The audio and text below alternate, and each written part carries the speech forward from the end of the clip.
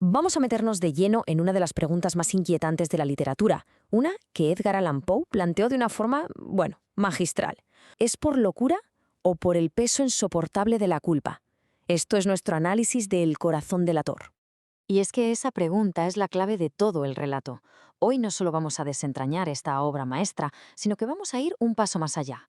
Vamos a descubrir cómo la tormentosa relación de Poe con su padre adoptivo fue la semilla que dio vida al ojo de buitre más famoso de la literatura.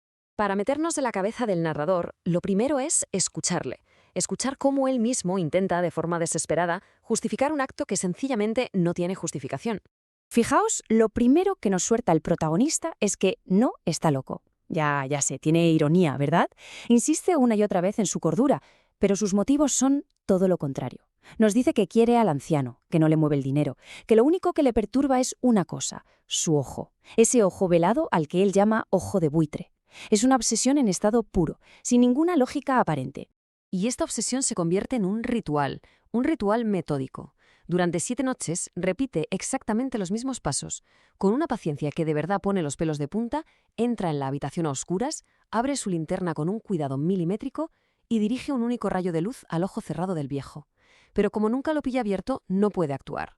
Este acecho, noche tras noche, subraya que no es un arrebato. No, es un plan calculado con una frialdad absoluta. Hasta que llega la octava noche. Ahí todo cambia. El anciano se despierta, el narrador siente cómo crece su terror y finalmente ataca. Y desde un punto de vista, digamos, técnico, el crimen es un éxito. No deja ni una mancha de sangre, nada. Desmembra el cuerpo y lo esconde bajo las tablas del suelo. No queda ni un solo rastro. Parece el crimen perfecto, ¿no? Pero ¿de dónde saca Poe una idea así tan retorcida? Pues como suele pasar, la ficción más oscura a menudo hunde sus raíces en la más pura realidad. Resulta que 13 años antes de que Poe publicara su cuento, un asesinato muy sonado conmocionó a la ciudad de Salem, y su culpable, curiosamente, fue traicionado, al igual que el personaje de Poe, por su propia conciencia.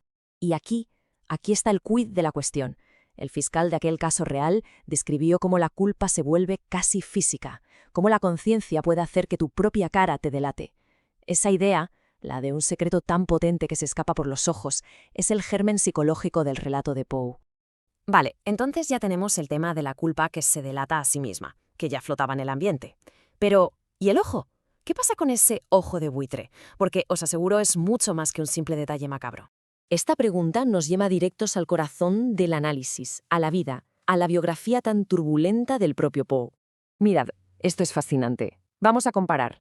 A un lado, el anciano del cuento. Al otro, John Allan, el hombre rico que acogió a Poe de niño pero que, ojo, nunca llegó a adoptarlo legalmente. Allan era una figura de autoridad total en la vida de Poe, y su relación fue un desastre. Peleas constantes por dinero, un desprecio absoluto por la vocación literaria de Poe, y para rematar, lo dejó fuera de su testamento. Las similitudes son demasiadas para ser casualidad. Así que llegamos a la clave. El ojo no es solo un ojo, es el símbolo del juicio, es esa mirada penetrante de la autoridad que te vigila, que te desaprueba, que te condena. Para Poe era la mirada de John Allan y por extensión la de una sociedad que sentía que nunca lo aceptó del todo. Y claro, al entender esto, el asesinato se transforma. Se convierte en un acto simbólico. El narrador no quiere matar a un hombre, quiere matar la mirada que lo juzga. Es un intento desesperado por aniquilar esa sensación de estar perpetuamente bajo examen y, por supuesto, de ser siempre encontrado culpable. Bien, ya entendemos el por qué. Ahora vamos a ver el cómo. Porque Poe no era un simple cuentacuentos de miedo, no. Era un auténtico arquitecto del terror psicológico y tenía un método muy preciso para construirlo. A ver, es súper importante que entendamos la diferencia entre terror y horror. El terror es el miedo a lo que ves y puedes nombrar. Un monstruo, un asesino con un hacha, lo tienes delante. El horror, en cambio, es otra cosa. Es esa angustia que nace de la duda, de la incertidumbre. Es no saber si ese ruido que oyes es real o te lo estás imaginando. Y en ese terreno, en el del horror, Poe es el maestro indiscutible. La amenaza no viene de fuera, viene de dentro. Y es que el propio Poe nos lo contó en su ensayo Filosofía de la composición. Para él, escribir no era un acto de inspiración divina, era casi como resolver una ecuación. Todo, absolutamente todo, desde la primera palabra hasta la última, estaba calculado para producir un único efecto en el lector. Y en el corazón del autor, ese efecto es el horror. El propio lenguaje, con sus frases cortas, sus repeticiones, imita el latido de un corazón que se acelera sin control. Y fijaos en esta cita, es que es perfecta para ilustrarlo. No es un simple oye un latido, no. Es un ruido sordo, apagado y frecuente. Una descripción que lo hace casi tangible, pero a la vez fantasmal. El narrador dice que lo conoce bien, y eso es lo que lo empuja al abismo. ¿Es real? ¿Se lo está imaginando? Ahí, justo ahí, en esa duda, nace el horror. Y así llegamos al final. Todos los hilos que hemos ido viendo, la obsesión, el juicio, la culpa, se juntan en el clímax de la historia. Justo cuando llega la policía y el supuesto crimen perfecto empieza a desmoronarse, pero desde dentro. Los policías llegan y no sospechan absolutamente nada, nada. Es más, el narrador, en un alarde de confianza, los sienta justo encima de donde está el cadáver. Pero entonces empieza a oírlo. Un sonido, un latido, que va a más, y a más, y a más. La policía no oye nada, claro. El verdadero delator no es una prueba que encuentran, no, es su propia culpa, que toma la forma de un sonido que solo él puede oír. Y precisamente esto, es lo que hace a Poe un genio, un adelantado a su tiempo. Antes de él, el mal solía ser algo externo, un monstruo, un demonio. Con Poe, el monstruo se mete dentro de nosotros.